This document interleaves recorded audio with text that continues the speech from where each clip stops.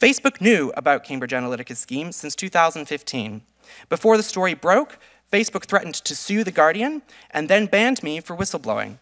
Responding on behalf of the British government, the UK Secretary of State for Culture called my ban outrageous, because it reveals the unrestrained power technology companies can exercise over ordinary citizens when a person's entire online presence can be so quickly and so thoroughly eliminated from existence.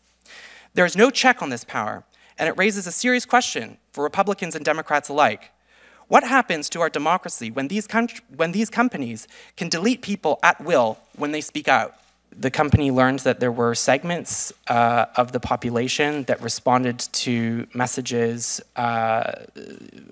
like "drain the swamp" or images of walls, or indeed paranoia about the deep state, that weren't necessarily always reflected in mainstream polling or mainstream political discourse that Steve Bannon was interested in using to build his movement. Was one of his goals to suppress voting or discourage certain individuals in the United States from voting? That was my understanding, yes. Was voter suppression a service that U.S. clients could request in their contracts with Cambridge Analytica while Bannon was vice president? Yes.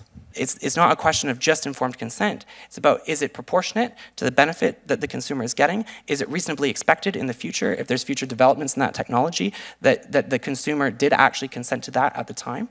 And more broadly, this narrative of consent is slightly problematic in the sense that when people have to use these platforms, it doesn't matter whether or not they understand.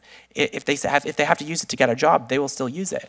And so we are sort of coercing and compelling people to hand over a lot of information, which not only now could be dangerous, but you have to imagine in the future also what the developments of technology, what developments we'll see moving forward, and what kinds of risks we'll be exposing to people 10 years from now when that data about them still exists.